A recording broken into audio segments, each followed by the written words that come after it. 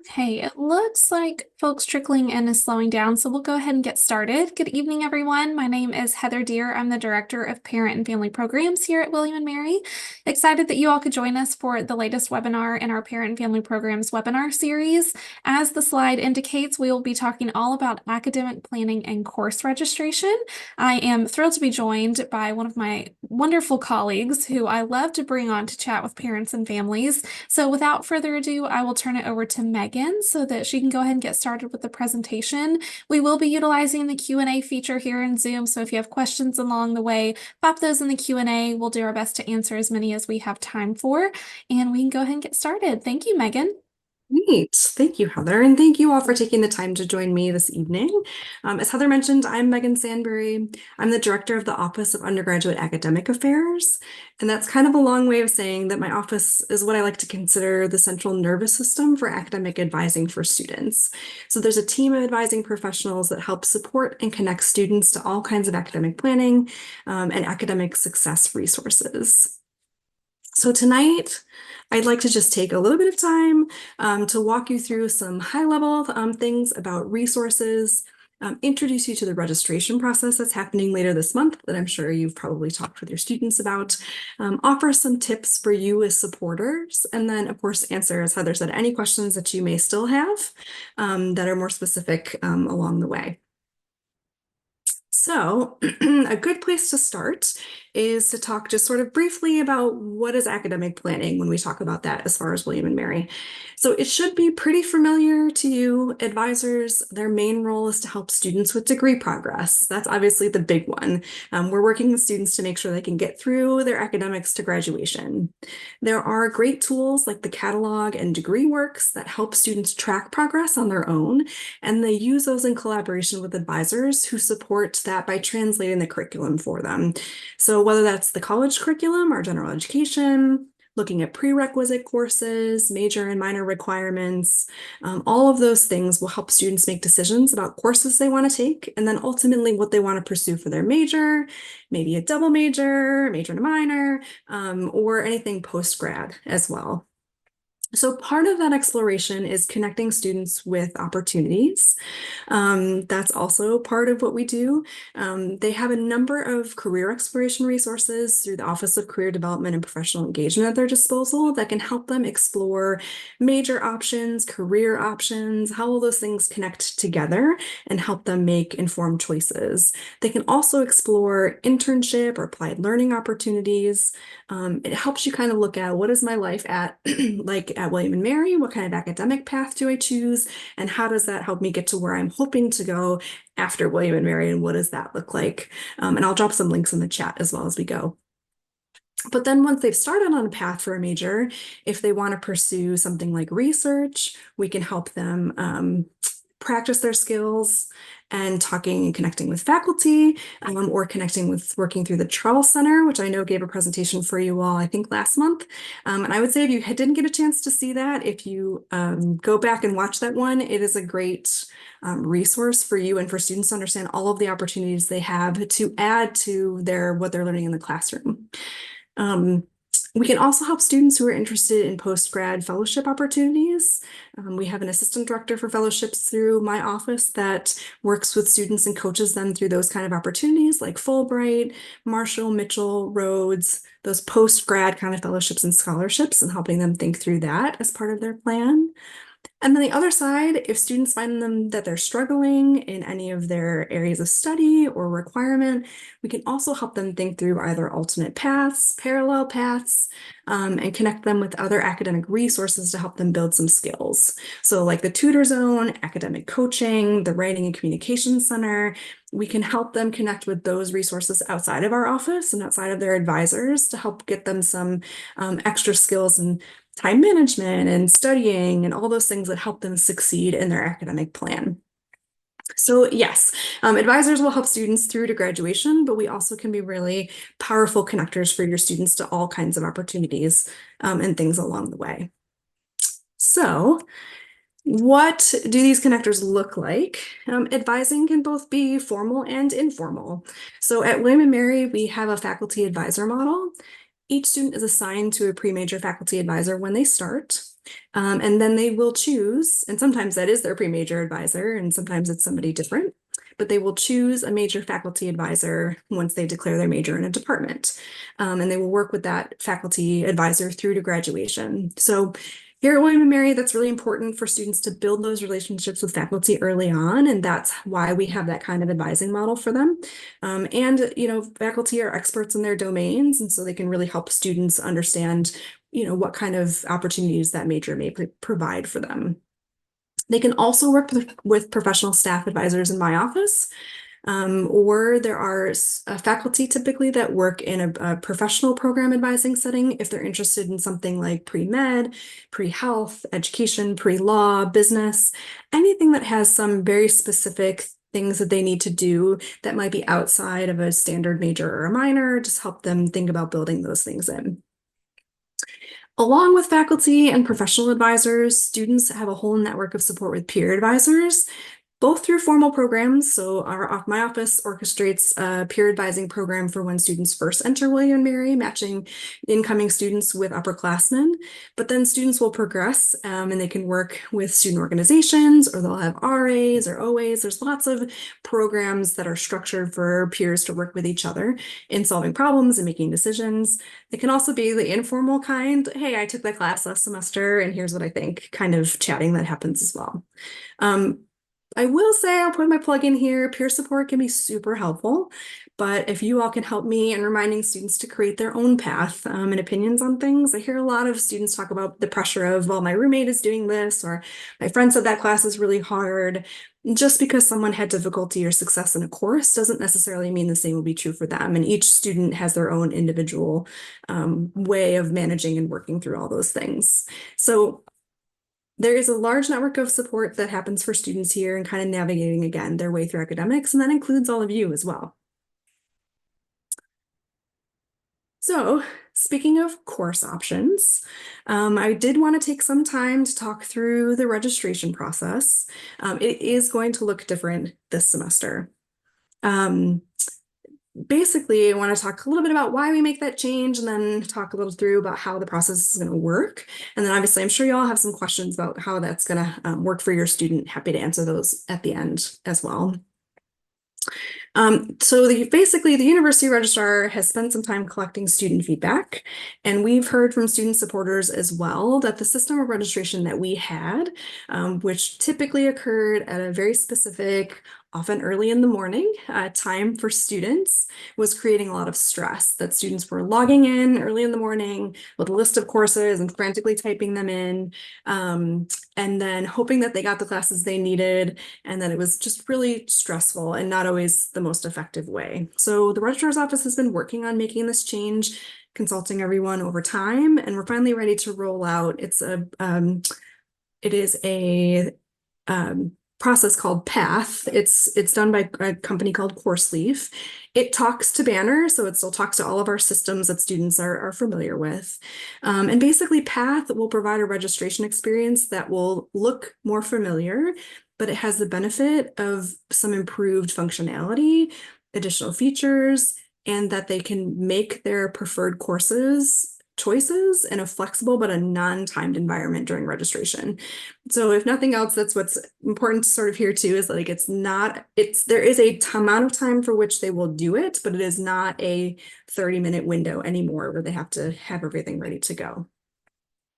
The nice thing is when students search for courses, it's all in one place now. So there were a few places they could look before to get their course options ready, but this will all be done through PATH. And so they'll search for their courses in one place, and they'll also have the ability to do a lot more structured searching. So they have the ability to exclude days and times. So if they don't want to take that 8 a.m. class, that they could exclude 8 a.m. for one of those options, or if they've got practice for athletics, or if they have a commitment, if they're doing research, like if they have time limitations, they can put those into it when they search, which is great. It also will give them some extra filters on course attributes. So looking for different requirements, they can search more specifically. And then they can also sort some courses, like art courses, have some fees associated with them. They can sort either taking those out or adding them in. Again, it just gives them more flexibility to get a more narrow list of courses for what they're looking for. So that'll be a good thing. The last thing on there is responsiveness, something students can't necessarily see, but will help people like me for future planning and the administrative side of things. This process, which I'll explain in just a second, will give administration valuable data on students' prioritized classes. So if there are 100 requests for a class with 50 seats, departments could take that information and respond to it. So it's like getting a larger classroom or potentially offering an additional section when they can. So that's what the caveat is as we roll it out for this semester. That may not happen as we implement it, since we need to kind of get through it once to really navigate exactly how that will work. But the goal is that that is definitely something we intend to do in the future, and that helps us be a little bit more nimble with the schedule and understand student needs sort of ahead of that process. So that is the plan for registration, why we're making that change, and kind of what it's changing to. So how does it work? There you go. How does it work? Students will build a cart. So that should be fairly familiar to them when they're working through this process. Oops, sorry about that. There we go. They will put a cart together. That will happen Wednesday, March 27th through April 2nd. Yeah. Gotcha. Okay. Just making sure my slides are doing what they're supposed to be doing there. So building a cart will happen on Wednesday, March 27th, like I said, through Tuesday, April 2nd. So they will have just shy of a week to start to be able to review and start to put courses into their cart. And so that what they will do is they will add courses to their cart, and then they will rank them based on priority and preferences. So that will help the system when it goes to registration. So during that time, they'll be able to get feedback about course restrictions or prerequisites. They'll get reminders of holds. So the system has a greater ability to notify them of things in the process where they can actually make changes to them. Again, it's being flexible, it's being able to respond to things so that they might be able to get them resolved. So let's say they go in on March 27th, they go to register for courses, they have a hold on their account. As long as they get that hold resolved by the April 2nd, then they're good to go. So it gives them some time, whereas before they might have logged in, they went to go register, and then they couldn't because there was a hold and there wasn't anything they could do and their window closed. So again, this helps hopefully alleviate some of that stress. And this will be happening during the advising period, which has started now. So the advising period started this week. They should be connecting with their advisors over the next couple of weeks, setting up meetings with them. And then that time period, it goes, the advising period will go through March 29th. So that time period allows them to get into the system that week and then have some, an opportunity to talk with some folks if they need to as well. So again, it hopefully helps kind of give them a little bit more time to make choices, make decisions, make changes if they need to. Because the next step that will happen after those carts close on April 2nd is that registration, like the function of registration will happen behind the scenes. So students will submit their cart, and then after they selected their preferences, registration occurs in what we're calling rounds of registration. And so that happens behind the scenes for them. And that will happen with the existing priority groups and social classes. So seniors will go first, then juniors, then sophomores, then freshmen. Obviously incoming new students, like that will happen behind the scenes for them. Whereas before we had them on different days, seats would go up and down. Now it will all happen behind the scenes. They will still keep their priority. And it will cycle through to give them the most optimal schedule that it can. So it's a process that happens behind the scenes. And again, it's designed to kind of look at everything and then give students a schedule, which they will get on April 15th. So you'll notice there's a little bit of a wait time between April 2nd and April 15th, which is going to be very different for students than what they're used to when they get a sort of an immediate feedback about what courses they did or didn't get.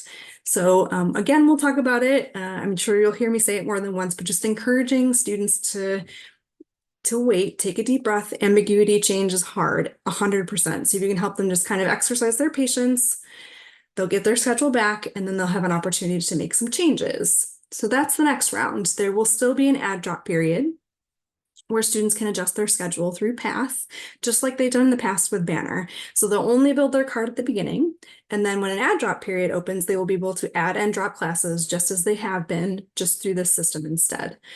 They'll also have an opportunity to get on wait lists for courses, which I'll talk about in just a moment too. And the registrar's website has this mapped out, and I'll drop some links in the chat or give them to Heather to send out after as well. They've done a really good job of building out resources for students to help them navigate that. And this is also what they can help, what advisors can help students do during this advising period and this advising time. So again, reaching out to your advisors, making sure that everything's set and having somebody to work through with that, including folks from my office as well. So things to keep in mind with registration, there is no priority for completing your cart first. So if you go in there on Wednesday, the 27th of March, and your student fills out their whole cart and submits it, they don't get to be put in first order just because they did it quickly. So that's the beauty of having time to build out their cart. There's plenty of time to build their preferred schedule and alternate choices. That's how it will go into the cart. And that there is no stress to get it done like the first hour that it has been. So during that time when everybody's building their cart, everybody's in at the same time, schedule is frozen, so they won't have to check to see how many seats are left. And again, they can consult with an advisor if they've got questions along the way. Again, though, as a reminder, it won't be instant like it has been. Their carts will close on April 2nd. They'll get their schedule on the 15th. We'll work to reassure them that that's going to be okay, and we'll figure out what that looks like when we get there. They'll have an opportunity to make changes. Starting with the first add drop period, when they can make changes, they will also be able to add themselves to a course waitlist in Path if the course is full. So waitlists are available on most, not necessarily all, but most of the undergraduate arts and sciences courses. And the purpose for this is it will help streamline what has been sort of an email and wait system for overrides in the past. So instead of having to email faculty asking them for overrides into courses, they will put themselves on a wait list, and then the system will process through that. So they will get an email notification when their spot on the wait list is available. They'll have 24 hours to register for the course before it moves to the next student. So again, that will help with that sort. They'll have an understanding of where they are on the wait list. They'll know kind of where they stand. They can be on multiple wait lists, and it helps in that sort of void of like, I've emailed somebody, but I haven't heard back yet. So that should help with that as well. It won't be perfect. I think we all know that. They're test running it with a small group of students with business courses currently. And so that's a good way for them to get in, do a little bit of registration, get some feedback on the system, and then make some adjustments before the big registration window in a few weeks. But we know that we're going to learn things this time through, and obviously students will help us learn things as well. So again, patience is key, and we'll make sure people graduate. Like that's the big message, that nobody is going to be left behind with the system. So how can you help? This is where you can come in. Remind your students that the goal is to improve the current system of registration. And we're trying to do that, as best we can in this initial run. And I think it's really going to improve a lot of things. And if they have questions, ask us. Like no question is too small. They're happy to answer questions. My office offers drop-in hours and appointments. And there will also be drop-in hours with the registrar office folks who will help answer questions along the way as well. So yeah, stop in anytime, ask questions, happy to answer them while they're building their cards, going through the process, obviously general academic planning, anything that comes across the way. Oh no, sorry, I seem to see my slides are hung up, but we'll go back. And then I think hopefully Heather has the ability to send, or we can maybe put them up somewhere as well. Sorry about that, everybody. Technology. See, that's why it's a good thing to exercise patience with slides as well. That's how it goes. I want to take a little bit of time to talk about just extra resources that students have. Obviously, you all are going to have lots of wisdom to share with your students, and that's really great. You are also one of those sort of more informal advisors for students, although I'm sure sometimes it feels a little bit formal for you all. And they take you really seriously. So I really encourage you to listen to your students, their goals, and help them think through their questions about academic planning, their future goals, making decisions that fit for them. I know they look to you all for share your experiences. Oh, good. Heather can do the slides. That's great.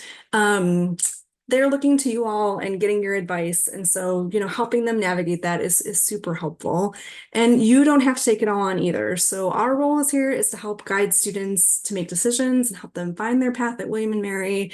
And so again, one of the most helpful things that you can do is encourage students to reach out and use their resources. And that might be my office, it might be their faculty advisor, might be Dean of Students office, it might be the Wellness Center, the Career Center, the Registrar's office. There's lots of places that they can check in, and they don't have to wait until they're struggling or they have an issue. It could just be, hey, I think I want to be a biology major. Can you help me think through that? Or I think I have this plan for an internship. Does that make sense? Can I do it for credit? Like, there are lots of things that students can come to us about. And if they feel like they've got questions or they're on the edge of maybe struggling with something, like always come sooner rather than later. Use resources early and often. That's what we're here for. That's what we love to do. So helping to encourage students to connect with us can be just super helpful in making sure that they stay engaged and it doesn't become a crisis point for students. Okay, so I don't know if I ever made it to the question slide or not, but I have reached that point and I see that there's some things in Q&A. So I'm happy to answer some questions and take a look at things at this point. Heather, do you want me to tackle the things that are in the Q&A or have you picked some things out? Make sense of the Q&A because Excellent. we've got a few questions in there, and then some families submitted some ahead of time, so we Yeah, can do great. both. And Excellent. yes, no worries at all. When I send out the recap of this webinar, which will include the recording of this session, we can include a PDF of your slides as well. So Awesome. Thank you all. Sorry about that. no worries. We can take care of that. All right, where to begin? You all have been asking wonderful questions. So some of them may have been covered. You're going to see me looking off screen so I can look at your Q&A. One that I have seen multiple times is my student has not yet been reached out to have a meeting with their advisor. Are advisors reaching out to students to schedule meetings? Are students reaching out to advisors to schedule meetings? What is the best way if a student is like, I'm feeling a little lost? How do they get in touch with their advisor? Absolutely. So I would say it's a little bit of both. So for students that are new, maybe in the fall or spring this year, then typically because they have some required meetings with faculty in their first couple semesters, they're required to do that. There are no PIN numbers anymore. If you've heard that experience, there are no PIN numbers with PATH, but they're still required to have meetings with advisors so that they do get in the habit of checking in with them. And for those folks, they should be hearing from their advisor. I would say it just started yesterday, so I'm going to guess give them maybe this week, then next week, spring break. There's plenty of time. I would say by the end of this week, typically those students that have required meetings will have heard from their faculty advisor. And then if you're past kind of those required meetings and you haven't heard from your advisor, towards the end of this week, I would say absolutely reach out to them and let them know you want to have a meeting with them. Sometimes I think faculty advisors also want to make sure that students, if they want to navigate things independently a little bit, they have the opportunity to do that, but then also make sure that students check in with them. So I'd say by the end of this week, before you all go off on the spring break and do all the fun things, just sending that email out to your faculty advisor saying, hey, I'd like to check in. Can we find some time? That would be probably the best way to go about it to make sure that they can fit it in, in this month. They basically have almost the whole month essentially to get in and talk to somebody. So there's time to do it. That's a big chunk of time. I think it's also an important note that maybe they just started reaching out yesterday. So to give everyone a little bit of time, a little bit of time. Yeah. Because our faculty do have, full course loads, especially and it's midterm season. So, there's a lot going on for everybody, students included, during midterm season as well. So yeah. Indeed. And I always encourage families to give students the agency that if they haven't heard from their advisor and they're worried, that maybe they reach out and say, I'd like to get a head start on scheduling our meeting. And I don't know that a faculty member would be upset at a student taking some initiative and working on getting that meeting scheduled. So and I would say too, like, just because we have an advising period doesn't mean like they can meet with their advisor anytime. So if they, wanted to check in with them a few weeks ago and felt comfortable going into registration, that's absolutely okay. And I would say obviously faculty go on leave too. So some faculty are on research leave and sometimes they're out for a semester or a year. Typically my office will reach out to students at that point, at least let you know kind of what's going on if the faculty hasn't. And then some faculty advise while they're on leave and some don't. So we kind of assess all of that and basically just let you know, like students can use our office if they have an advisor who's on sort of short-term leave and they just need some extra support for a semester or two, have them book an appointment with my office, totally fine. So that may be happening too. They may just need a little bit more time if they're on leave, that just to be back in the swing of the things and email and responding. So never hesitate if they need to reach out to my office. I'll drop that link in the chat too. Let's see if I can do that, so they can reach out to us as well. Right. Our next question that I have is related to who and where should my student go to discuss applying to a major or deciding or declaring a major? So they have a couple of options again there that they can do. It can be intimidating. So students do reach out to faculty in departments to ask them to be their faculty advisor. I assume it's a little bit like asking somebody on a date, right? Like that you kind of put yourself out there and you say, hey, I want to work with you. Do you want to work with me? And then sometimes it's a fit and sometimes it's not. So I know that there's probably some anxiety in sort of maybe cold calling or reaching out to students or faculty to do that. So they can choose faculty that they've taken a class with. So if it's somebody they've really enjoyed in class, they sort of have some familiarity with, they want to work with, they can absolutely do that. They can reach out to them. They can look at the department list and take a look at what faculty are researching and what their topics are. And if they find something really interesting, faculty love to work with students who are interested with what they're interested in. That's just sort of a natural thing. So they're really happy when students reach out and say, hey, like, I see you do research on nanotechnology. Like, I'm super interested in that. Would you be willing? And I want to declare, would you be willing to work with me? That's always a good icebreaker, something that can help with that. And they can also, if they just have no idea, they can certainly, again, I'll put in a plug for my office whenever I can. They can come and talk to us. Happy to help them navigate what that looks like and kind of build their confidence in reaching out, making some suggestions. Or they can reach out to the department chair and say, hey, I'm thinking about your department. Do you have a list of advisors you can help me connect with or give me some suggestions for?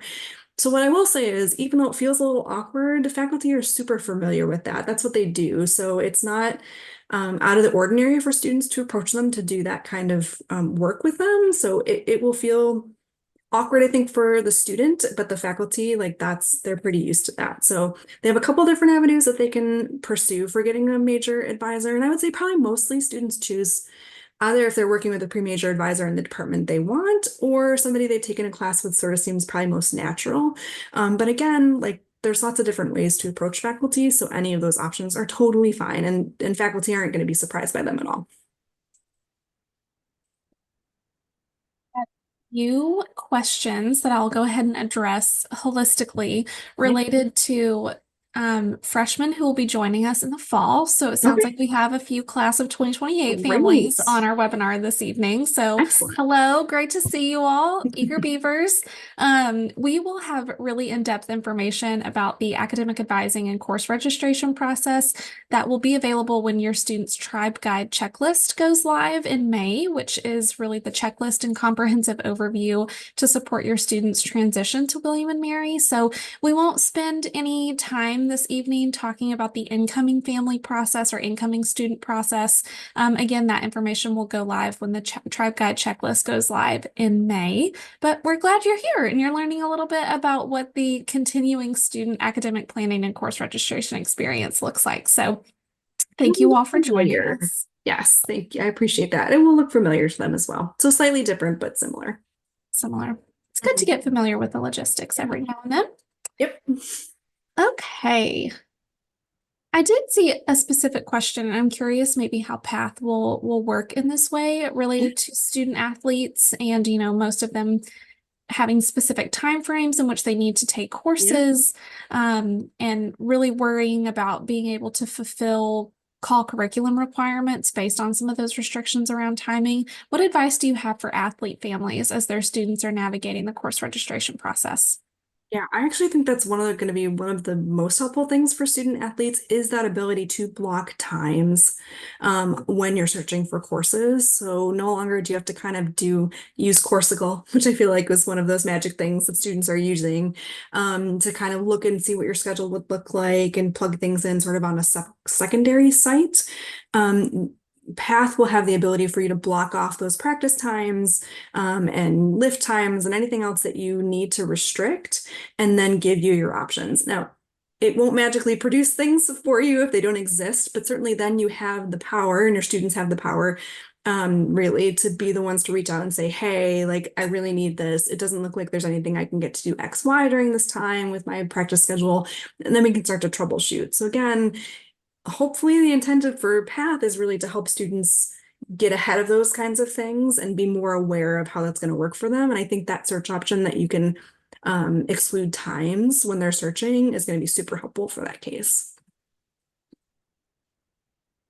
Have interface with degree works at all? So not technically, because Path is really just going to build their schedules, but what it does is it's going to build their schedules in Banner, which then does talk to DegreeWorks. So it's still the same process where when they register, it filters to DegreeWorks and DegreeWorks goes, yep, that's good, and yep, that's good, and here this goes there. So that's still all going to happen the same way it did because it'll feed from Banner. It's just that now Banner will get that information from Path. So just kind of one more step in the process there. Yep. If a student is considering changing their major, how do they go about that process? And how do they work on identifying a major that maybe more closely aligns with their interests? Yes, that's a great question. Because I think that absolutely happens. I guess it's another good point to make that like that happens for students and that's okay. And that's where advising can be again just super helpful because they can check in with somebody and somebody goes, yeah, let's look, we can do this. Let's figure out what that looks like. And so it depends. I mean, if they've taken some classes in the department that they think they want to change to, they certainly could speak with faculty in that department and troubleshoot that kind of plan with them. But certainly if they're just sort of really confused about like they go back to the undecided section, right? Like, so you started with a major and they were like, nope, this is not the one for me. It's not going to happen. I'd like to switch, but I'm just totally undecided. Come and see us. Or see multiple faculty. Like, that's okay too if they wanted to kind of shop around and talk to a few different departments. But certainly, my office has professional advisors that are generalists. We talk to students about what their interests are and try to match them and help them make decisions and do that kind of work for them. So that's where our office can be sort of most beneficial in a lot of cases because we may not know the nitty-gritty of every prerequisite for a chemistry course, and I don't think I want to. But we can help students think broadly about that and then work through those requirements to see if it all fits or not. So like, and then help connect them to the next person.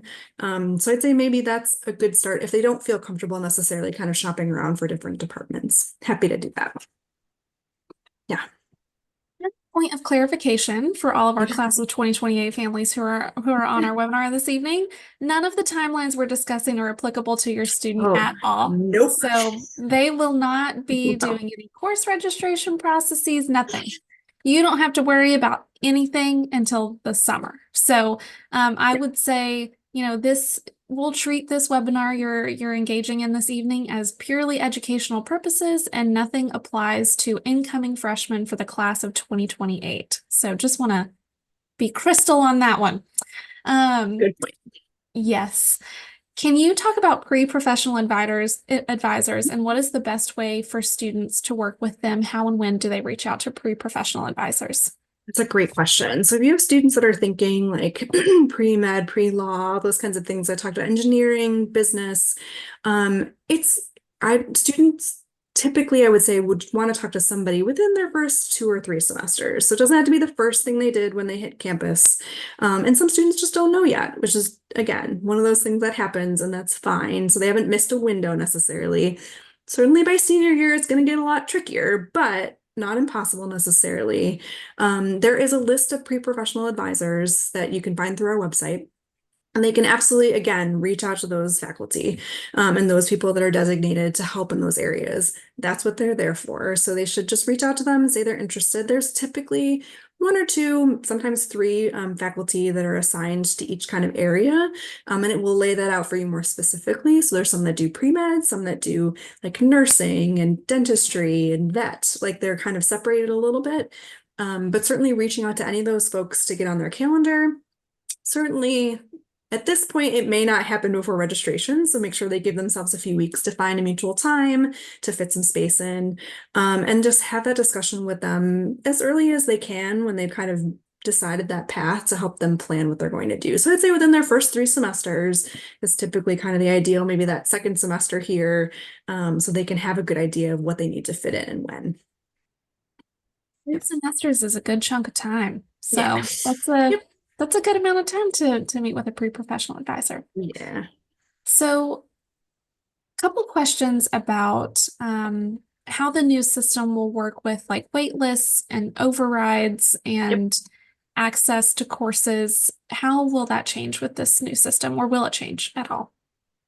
So it does change. So basically, what's happening so that it can be more accessible, more equitable for students. Because in the current system, if students got closed out of a course, they would just email faculty because that was the only option to sort of plead their case to faculty about why they wanted to be in their course in that section at that time, which was currently closed. And then they would wait, and sometimes faculty or get 100 override requests. And so they never really knew kind of, where that stood and how that happened. So instead of leaving it in that system, we're implementing the waitlist system so that students understand where they are kind of in that order of waiting for that class. And then when they get that notification, they have the ability to go in and register for it. And if they don't, it goes right on to the next person. So it just keeps chugging along. So there's no more max capacity overrides for students. It's all waitlist. Typically, most courses will have waitlist, not all of them, but most of them for arts and sciences will. So I think that's really going to help again streamline the process. It's just it'll be a little bit of waiting, a little bit of ambiguity probably in some cases, so you can't necessarily plan right away. But the good news is that there is plenty of time between March and August. And so what's going to happen is that wait list is going to chug through, and it's going to have weeks and weeks to go through that wait list and work on that based on seat availability all the way up through that final period of add drop at the start of the semester. So the hope is that students will just be more aware of where they are in that process instead of kind of waiting for faculty to respond and find out from them, what their odds are and kind of go with that. So I would say if students are really worried about getting a particular class or they have a major requirement, they just absolutely need to graduate, they need to prioritize that first. Like that is well within their control when they build their cart. Make sure that goes up at slot number 1. They also have the ability in their cart to say, if I can't get this section, I will take any section of this course. So I would really love this 11 o'clock slot because that's real nice. But honestly, if all I can get is 8 a.m., I will take it. And that's what I need. So they also have the ability to let the system know any alternatives that they have and to be able to prioritize those really important classes up at the top. So that will help too, and there will hopefully be less stress about not getting something they absolutely need, if that makes sense. Did I answer that question? I feel like I missed something in there. I do think you answered the question. I think Okay. too that there's an important piece in there that I think is nice for families to hear. And maybe when they're having conversations with students about what courses they absolutely need and what they're Mhm. a little worried about they're not going to get in this next semester, so your student does have the ability to communicate that priority when they're building their cart. So I think if they're communicating with you about it, it is helpful to tell them, make sure you're telling the system that as well. Make sure you're communicating in the ways that you can in your cart that I will take an 8 a.m.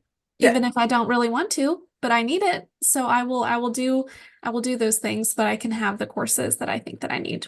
Um, Yes. And then there'll be the opportunity to swap that. Like during add drop, if all of a sudden that sweet 11 a.m. section opens up, they can swap. And that's fine. They're not frozen into it necessarily once they've got it after their first round. One point of clarification, are students manually adding themselves to a wait list, or is that something that's automatically happening based on like the registration process? They will manually add themselves. So once they get their schedule back, if there's something they didn't get that they wanted, they should hop on there and get on that wait list for sure. Wonderful. And they can do as many wait lists I would have you help them encourage your student to be intentional with what wait lists they're getting on, because obviously the more students that are on them, the more stress it could cause just waiting for that to kind of roll through. But they can put themselves on, a few different ones if they need to, and that's totally fine. Great clarification point there. Will students still need to receive permission from professors for certain classes like music or art courses? Yes, there will still be some courses that have instructor permission. The other nice thing about building a cart in regards to that is if you find a course you want and it says, "Oop, you need instructor permission." If you get that instructor permission during that cart building window, so between March 27th and April 2nd, and you get that instructor permission and that goes into Banner, you can register for that course. So again, like it leaves you time to respond to some of those things. So yes, there will still be some courses that require instructor permission, but if you can get them completed by the cart building process by the end date for that, then you're good to go. As long as there's, availability in that course specifically. I just dropped into the chat, and these links will also be in our recap email. Um, really, really in-depth information about the automated waitlisting process.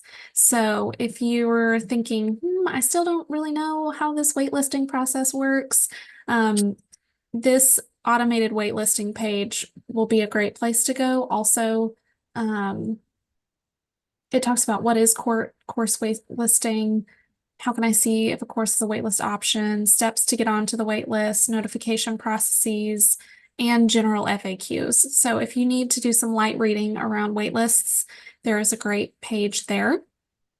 I just dropped into the chat too. Speaking of, there is a really in-depth registrar page for the registration structure, how and when, how to prioritize, how to build a cart. There's a quick start guide. Like there's lots of good things to help point your student to, so they can learn, start getting in the habit of checking that to utilize their resources for that as well, because they built out a lot of tips in there. Yeah, and I will say, if you're thinking to yourself, Heather, Megan, this is great information. Have you told my student this? The answer is yes. They have been receiving emails related to these changes and also to help them prepare that links to all of these resources that Megan and I are sharing. So if you're curious, do students know? They do. Have they read that email? Great question. Maybe ask them. It's in their inbox. It's there. So Please encourage them to read emails. I know they get a lot. I know they do, and they're long and there's lots of words and the whole thing, but please encourage them to read them because they're there. yeah. So Yeah. So if you're curious, they have been receiving this information. But you know what? I find it's very helpful when you also pass along these resources families. When you're like, yeah. hey, here's all this really great information about course registration. It never hurts. It never hurts. Okay. I'm going to look at our pre-submitted questions and see if there are any that we need to cover. And I can I'll answer some of these more specific ones if I can in the Q&A here. Yeah. If you see any you'd like to answer, Megan, please go for it. Sure. I mean, somebody had asked about open course lists, so that was one of those sites that students can use to search for courses. That was separate, and now they will be going through Path. So the question was, it's still going to be available? No, it's going away on March 11th. It has big red letters on it that says this is going away. They can use it for right this second, but it will be going away, and they'll be using it again just through Path and search through there, add them to their cart. One easy thing. I did see a couple questions about the timing of summer course registration. Oh, yes, that's a great question. So summer course registration is going to be a little bit funky for this go around, because students who are taking summer courses that are prerequisites for some of their fall courses really need to get in those. And that'll be before Path is available. So again, this is another encouragement to make sure students are checking the when do I register website as well, that talks about kind of the timing for these things. They will register for summer classes starting March 18th. And that will be in the traditional system. So they will go through Banner self-service to register for the summer courses on March 18th. And that is, it's not the same kind of stressful window as a regular semester registration.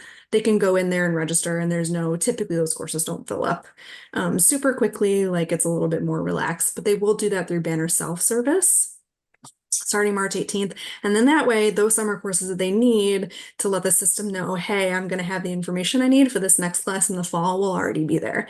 And then they will make changes in path evermore going forward beyond that. So it's just this teeny tiny window for summer registration in mid-March that they will be in Banner self-service. And then any other change they make to their fall and their summer after the end of March will be all in path.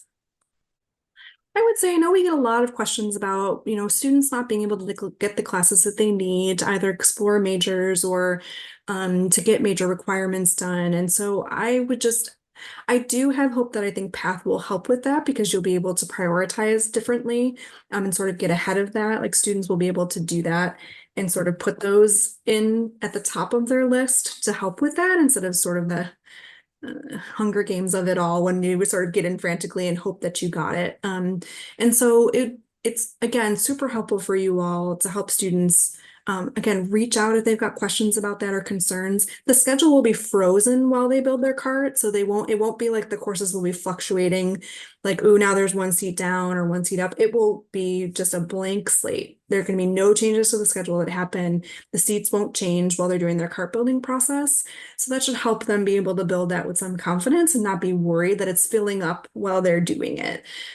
So it's a matter of making sure students, again, reach out to folks, help them prioritize, and we will help them get what they need or what meets a requirement. Like sometimes it's just a matter of talking through options. A lot of times when students come to me and they say, I can't get anything, and we take a look at their degree works and other options they might have with requirements, and we can typically always find one or two alternate courses that will help them meet something or explore something that maybe they just hadn't thought about. So just encourage your students to kind of do that exploration, talk to people, and help kind of relieve that stress of like, I just can't get anything I need.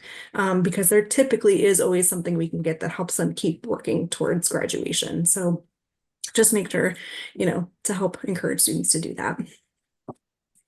That's a wonderful note. I think when your students reach out to you and they feel they have hit a roadblock or they're like, I can't figure this out, I don't have what I need, I think that is their sign to reach out to, if not their advisor, to reach out to someone in OUAA, someone on Megan's team, one of our professional advisors, to just chat through what their options are, because I think we are a creative bunch of people, and we are really determined to help our students get to graduation and to make sure that they have all of those requirements. And so I think even if it's just starting that conversation, I think there's probably a creative solution in there somewhere. And I know that Megan and Megan's team is there to help them navigate those processes. So when they feel stuck, point them in the right direction, and there will be someone there to help them get unstuck. That was a beautiful way to put it. That's good. Okay. We are going to go ahead and wrap up now. I know on the screen here is great ways to find more information and contact information.